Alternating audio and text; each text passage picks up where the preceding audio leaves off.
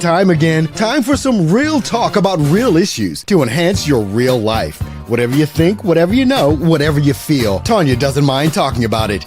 Get ready for some real talk that is always rated R, because Talk with Tanya has got to be relevant. Talk with Tanya has got to be refreshing. But most importantly, Talk with Tanya has got to be real. Tune in right now for Real Talk with Tanya White.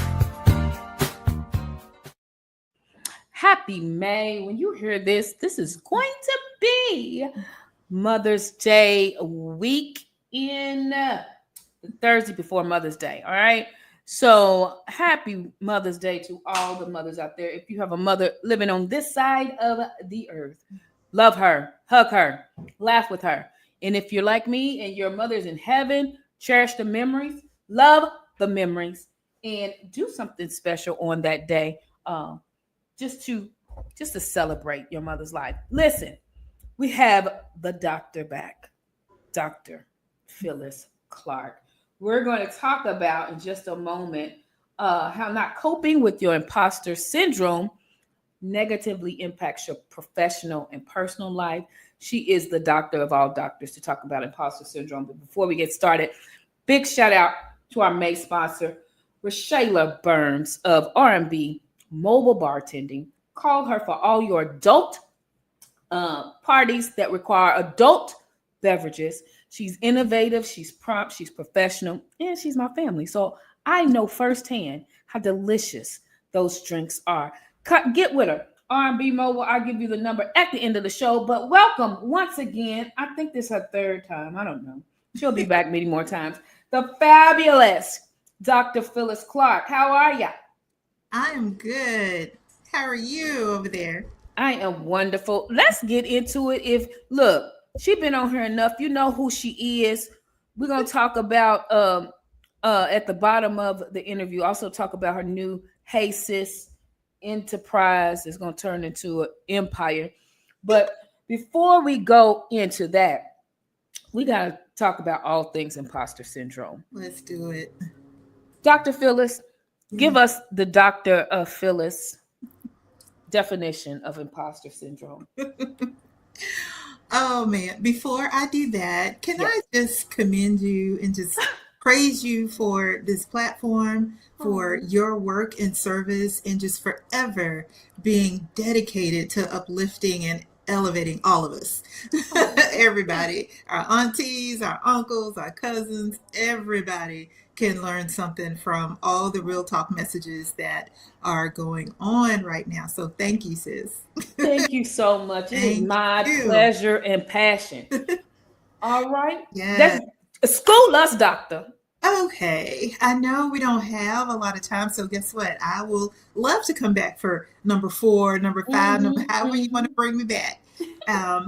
But this thing, I call it a thing. I don't even like to claim it, but it is something that has been talked about even more so over the last couple of decades. So this imposter syndrome, imposter phenomenon, imposterism, it goes by the abbreviation of IP and IS. So it's getting out there. So this is something that I recognize as a construct that was first established back in the late 70s. Through, there were 2 psychotherapists, Dr. Rosemary Imes and Dr. Pauline Clance. And in the late 70s, they got in a room with 150 women and started studying them. Now, these were high achieving women, okay? And their findings were just bananas in terms of them trying to figure out why all these high achieving women don't feel like they are entitled to the work that they've done and the service and the way they've contributed.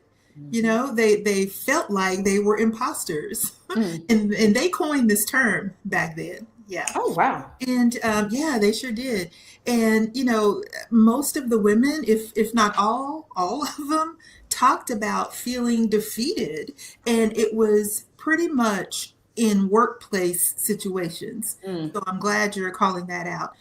Now you'll see a lot of research and read a lot of vanity publications that Imposter syndrome lives everywhere now. Yeah. It's in all the industries. It affects all the people, not just women. Mm-hmm. Research has now shown us that.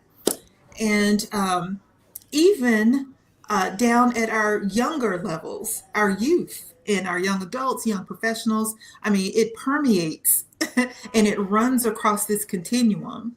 And so, definition wise, it is like a psychological pattern where Mm-hmm. you simply believe your limiting beliefs.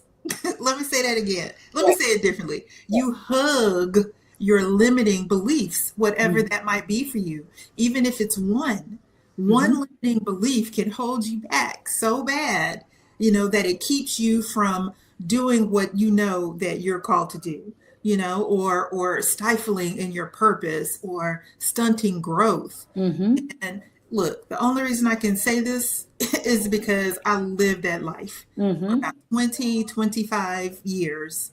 Um, and so I stumbled across this construct. Actually, I had not heard of it until like around 2016 when I first started in my PhD program, actually. Mm-hmm. And I was looking for something else because I had just kept hitting some walls and I wanted to be more authentic, Mm-hmm.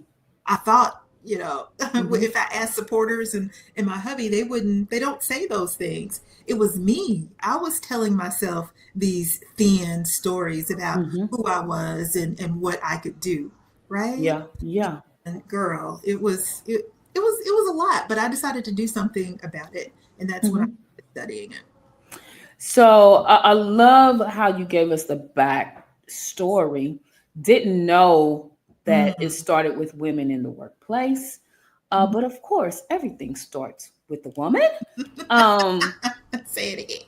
Everything starts with a woman, and so when you don't feel enough, when some author wrote, "Yes, I am enough," Tanya White is on Amazon. Um, but when you don't feel good enough, you don't feel qualified enough. When every society on every end is telling you you're not this, you're not that, it is like inevitable for you to feel like that you're not worthy. Correct? Hmm.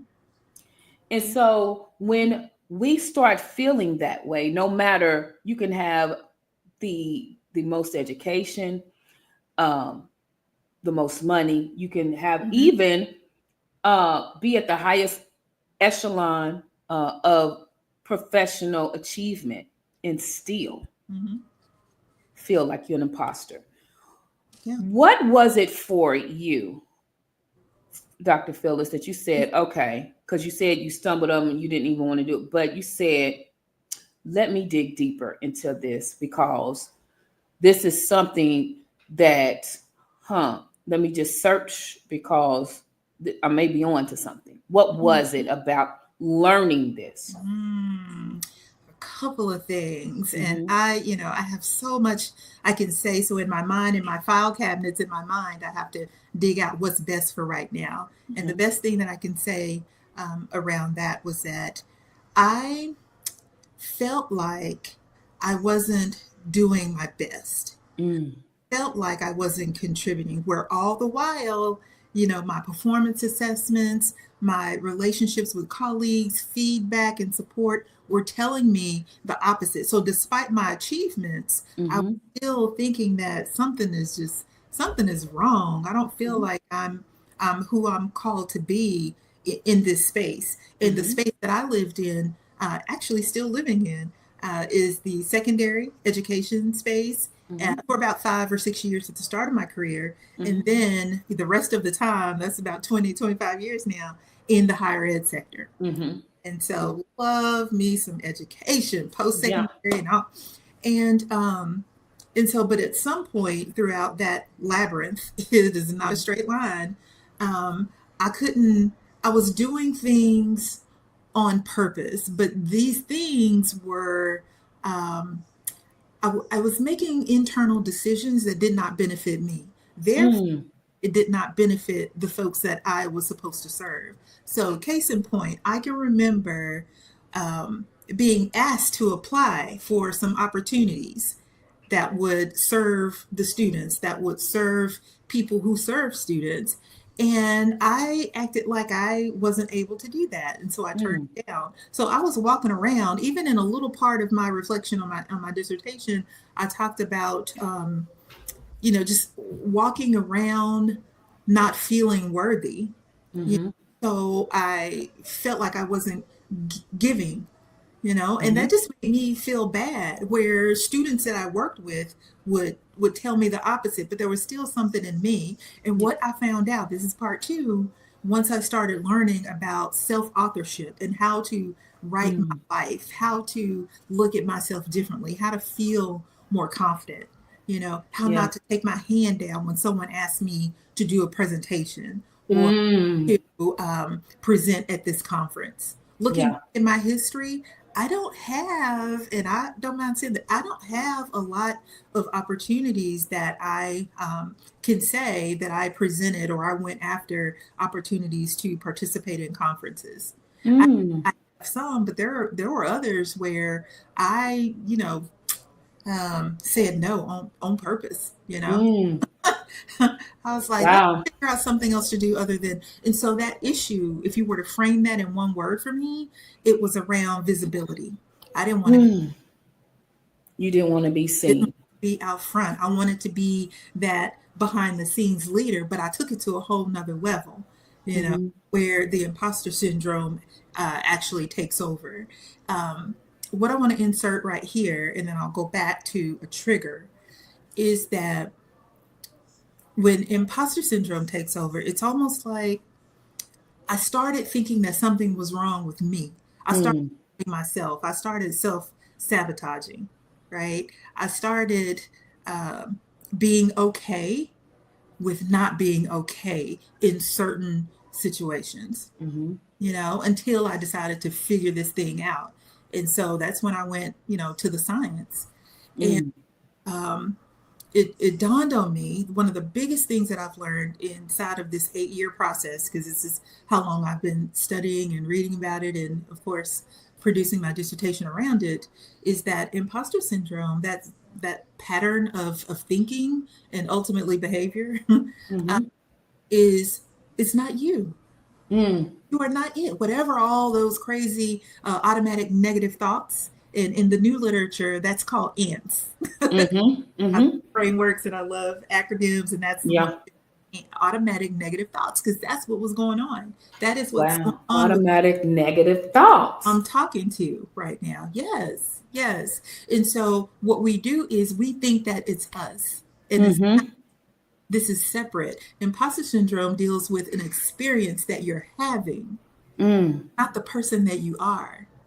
Woo, an experience that you're having and not the person Yes. that you are. Yes. So let's dig deeper right there, because when you think that you're not who you are, Hmm.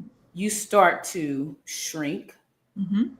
People Yes. don't know, when you start to shrink, you start to like internalize Come on. uh, frustration, because you know this is not you. Now, when that happens, because I love what you said, it's the situation and it's not you. Yes. Yeah. But we believe that it's us. What does that look like in behavior? That's what I want. What does it look like? Because some people like, this person's nuts. And it could be that they're having an imposter struggle. They're battling. Mm-hmm. So give us some examples of what that looks like when you're in that struggle. Yes. So out of that study, there were 4 hallmark behaviors, Mm. and let me kind of scroll through them right now, if it's enough time. Yeah. Um, the one that always stands out to me, well, there's an easy one to listen. I'll just say that one. That anxiety in Mm-hmm. certain situations that caught like public speaking. Some people say, I'm not a good public speaker. Yeah, you are. Let's just help you understand how to operate, and what behaviors, right? Mm-hmm. To understand about yourself when you have that experience. That's Mm-hmm. all. We just flipping switches. Flipping We switches. just we just reversing and replacing. Mm-hmm. You know what I'm saying? Mm-hmm. Because that is not going to be the only time that you're going to be asked to speak publicly. So let's Right. figure this thing out instead Mm-hmm. of reducing ourselves every time. Mm-hmm.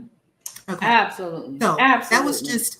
that was an example of a hallmark behavior of like And you fear and say anxiety. something that you look, and you said something, because that used to be me so much. I want to be in the back. Don't ask me to speak. Yep. But That's the stuff we God, do. That's what we do. God knows what you're supposed to do. Yes. I believe in God. If you believe in whatever thing, there is a spiritual pulling into what you are called to do.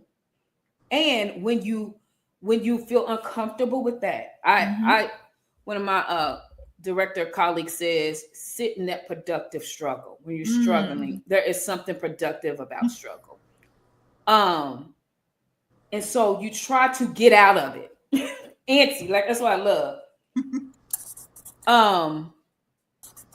That is one of the things, because you're uncomfortable.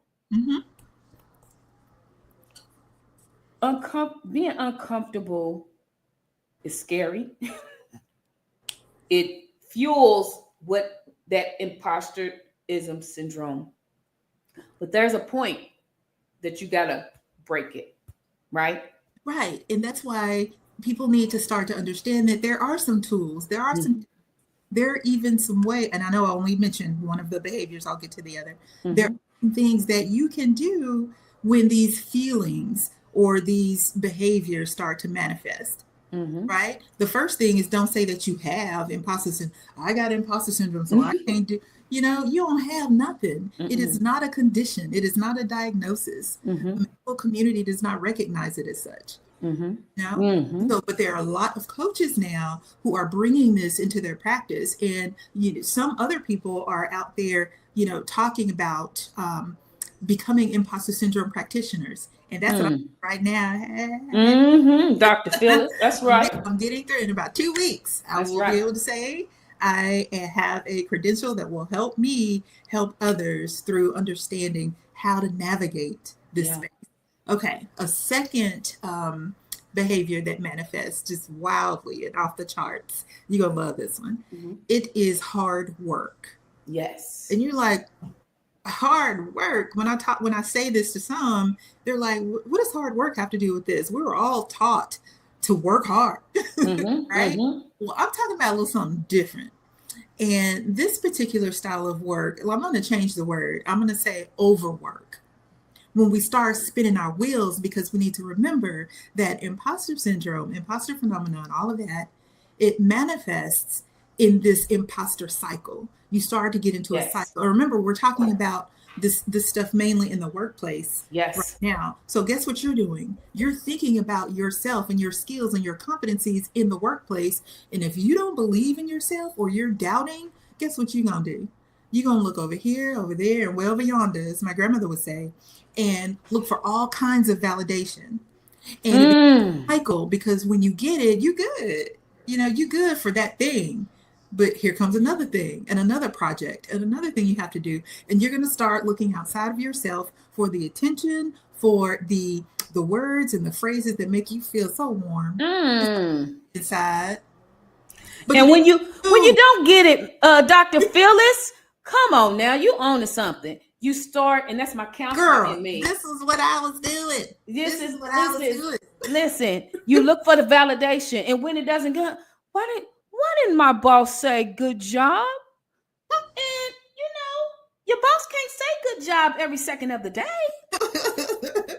Yeah. And when they do, you love it and you want some more, and then you get it because you are competent. You're just not seeing it. You're looking at it distorted. And so one of the thought leaders that I am learning from, Dr. Valerie Young, she talks about this competency distortion, And, I once heard someone, I think it was Pastor Nicole Griffin, and came to the University of Louisville, and she talked to some women for me at the time. And she talked to them about, ladies, when you put your glasses on, you know how she talked, when you put your glasses, make sure they ain't upside down. That's right. Make sure you got your glasses on the right way. And so this competency distortion, I kind of look at it like that. You know, we Yeah. have glasses on to help us to see better and so forth. Mhm. And you think you're seeing better, but you may Yeah. not. But this You whole may have those concept, mirrors like in the fun house. It could be some lenses like those yes, that makes you look yes, wider, you got to smaller, come on, distorted figures. And yes, when you are, and I want to go back to where you said when you look for validation and then you yes, get it. And sometimes people are giving it to you, but you're looking at it from a specific person. And 10 people can be given and giving you compliments all day, but that yeah, one boss who is busy running the hmm whole school, and I've told you 50 million times, good job. But I don't say it one day, Dr. Phyllis. hmm And then it's a whole thing. I mean, like a whole thing. And then yeah, when it's unchecked, let's go there because our time is running out. When it's unchecked, what type of behaviors can come from unchecked imposter syndrome? You're seeking validation, you're mhm, anxious, you're not getting it. yep, Now it heightens to what? yeah. You start catastrophizing about Ooh! yourself. You start labeling. You go from 0 to 100. Oh my God, I'm no good. I don't know how Mm, to. You know, it's so easy to do that because we are again thinking about these thin little narratives. We're yes. creating them. Yeah, instead of thickening ourselves with our competency, right? Yeah. Our internalization, the narrative that we say to ourselves. We're forgetting all about that, Mm-hmm. and we're focusing on what's outside of us. I did it for so long, Mm-hmm. and when you get in a little race, like a little rat or a guinea pig, what you doing? You just spinning your wheel. Spinning a You look wheel. tired, so you get tired, you get stressed, you get ill, you know, and you don't know why, but it's all up here. It's all up here, and there are so many new ideas and words and phrases that I'm just on a mission to help people become aware. Yeah, we're Mm-hmm. talking about it, but it's very superficial. It's very Mm-hmm. surface. So we're not digging as deep. So I'm gonna have to come back and maybe stretch Yeah. out some Yeah, of we these go. labels that we're attaching to ourselves. Uh, Absolutely. yeah. I think it was a prophetic rap group says your mind's Mhm. playing tricks on you, ghetto boys. Mhm. Mhm. That's what happens when you are letting it your that when you believe in what's happening to you is about is Yeah. when Yeah. you don't I, feel like you are enough, that you yes. are you're living in some imposter world. Yeah. um Yeah. your mind starts playing tricks on you. So Dr. Phyllis, when your mind plays tricks on you, don't you surround yourself with other people whose minds plays tricks on them to validate you? Absolutely. And you start to believe this. So I don't know how much time we still have, but We there got are about 5 minutes. okay, Come on. okay. But there are ways to, I always like to leave people with some tools and techniques, or at least one thing to think about. I've been talking about this thickening your narrative, right? Understanding Mhm. the story. And what I had to do for me, I had to go back to the beginning. I had to go back to the Mhm. basics. I had to understand where my trigger was. It's going to be in different places over the course of your life for different people. Mine Mhm. went all the way back to when I was 6 years old. And some people have heard this story now. I've been telling it, where a little boy sang a song and he was like, fat face Phyllis, Phyllis. Mhm. You know, you remember me talking about, girl, I was living with that weight. And Mhm. I had to visualize myself taking that song. I was wearing it like a big old heavy coat for a Mhm. long time. And I Mhm. had to envision myself taking that off, throwing it away. Mm. Mm. And that's when I started talking about it. And the first time I told that story publicly, it was to a group of fifth graders. And Mm. pin drop. Because what happened was I met my match when I thought I could. I still want friends. I still want to be, because this was the start of my being invisible, right? Mhm. I needed people in my life. So what did I do? I conformed to whatever they wanted. And I started Mm. crazy for 4 years. And I was that sidekick bully, right? Mhm. But I met my match when one of my peers told me, you ain't got to do what she's telling you to do. That was Mhm. all the way in the eighth grade. I'm in a Mhm. rehearsal. I thought I could bully this boy, and I decided to do some stuff. And he looked at me and said, you ain't got to do that. You Mm-hmm. can't do that. And you married to him now, aren't you? Yes, you know it's something at the end. But yes, because that peer-to-peer situation that helped me get out of that. I Mm-hmm. started focusing on my accomplishment, getting deeper into my music, won a scholarship, got in college, went on to you know what I'm saying? It made Mm-hmm. me see myself differently. Started Mm. helping other people in music. That's where, my wanting to teach. Mm-hmm. That's where that all started to blossom. But I just need people to understand that it's about experiences, it's Yeah. about competencies. And there, out of the four things that I like to talk about right now in terms of how to deal with this, one is just understand who you are, Mm. understand more about, never stop figuring out who you are, Yeah. and who you need to Stop it. become to serve and Mm. to fulfill your purpose, right? And Mm-hmm. on our way to our destinies and things. But that's it. That's That's it. one. The other one is about, think about your plan. Get a plan. Mm-hmm. Understand everybody else can have these strategic agendas, right? These corporations and nonprofits and all these organizations. Well, you are an organization too. Mm-hmm. You're Mm-hmm. one of, and you can have your own personal strategic agenda. And when you do that, you map your journey and you understand better where you're going. It might change, it might Yeah. pivot, but you see, right? You can Yeah. understand. And so that's one. Okay, I'll have to put Yo, some, you gotta when you come bring back. it back and Look, yeah, you come back and listen. yeah. Dr. Phyllis, are you having any events? We didn't even get to talk about Hey Sis. Oh, I Give forget. us, tell us what Well, Hey Sis is. so HACES is forming to be an organization where I see my sis. Mm-hmm. I Mm-hmm. see her as an individual. I see what she brings. I work to be a connector. I work to help her elevate her life in whatever shape, space, form that needs to. Mm-hmm. And so I coach, I teach, I train within that aspect for Mm-hmm. individual, for women and girls. On the other side of the house, I work with institutions for Mm-hmm. their student groups, for their undergraduates, for their professional students through my efforts in Clark Training and Consulting. Mm-hmm. So I have two spaces I live in, but I'm doing the same thing. And Yes. really, the magic is helping people to understand what this construct is. So I talk about it a lot. I share more of my story, more than I ever have before. Mm-hmm. And it is freeing me in the Mm-hmm. process. So, and you said something because most people don't know you cannot study something and talk about it unless you experience what you're studying. Ooh. And so, as you dig deep into this imposter syndrome, what has it done for you looking back when you first learned about it until now? Mm. All right. You talking about 7 years and 228 days. I keep saying that because that's how long it took for That's right. the degree. But at this point, I've been studying now for maybe 8.5 years.